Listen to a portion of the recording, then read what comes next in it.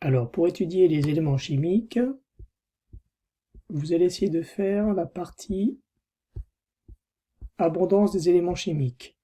Alors, sur le tableau, vous verrez qu'en fait, selon que l'on se place du côté de l'univers, du soleil, etc., vous avez des éléments chimiques qui les composent. Donc, par exemple, pour l'univers, vous avez 90% de l'univers qui est composé d'hydrogène, 9% d'hélium, 0,1% d'oxygène, etc. Donc, il faudra en fait représenter sous forme de diagramme ces pourcentages d'atomes. Alors, je vous montre comment on fait ça avec Excel ou LibreOffice. Donc, vous ouvrez le fichier que je vais vous joindre, l'abondance des éléments. Alors, si vous l'ouvrez directement, ça vous ouvre le fichier Excel.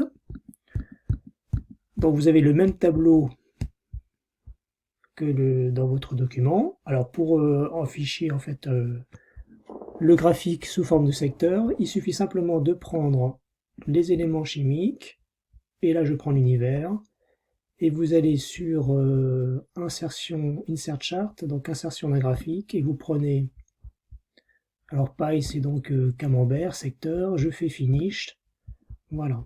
Donc là vous avez directement, sous forme de secteur, la répartition des éléments chimiques dans l'univers. Donc on voit tout de suite, ça saute aux yeux, la prédominance de l'hydrogène. Voilà, donc ça c'est pour l'univers. Alors j'ai fait une erreur, c'est qu'en fait là une erreur. J'ai pris en fait là c'est LibreOffice. Donc c'est aucune importance, un LibreOffice ou Excel, je vous montrerai après avec Excel. Vous ferez donc sur le questionnaire, donc on vous demande notamment l'écorce terrestre. Alors je reviens sur LibreOffice. Donc là le problème c'est qu'en fait entre la croûte terrestre et puis les éléments chimiques, les cases, les colonnes ne sont pas juxtaposées.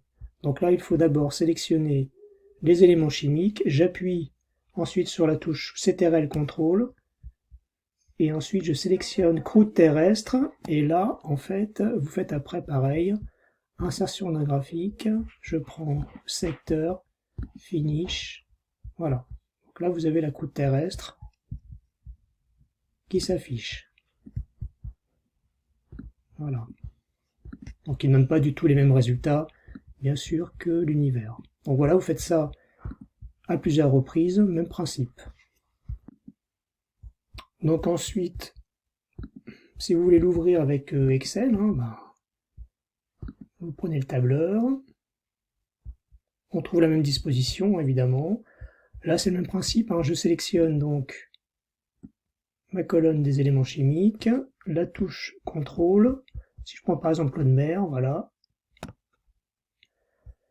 Ici donc vous pouvez avoir insertion, vous avez ici voilà les graphiques, alors je prends les secteurs, voilà. Donc vous avez exactement le même principe qu'avec LibreOffice.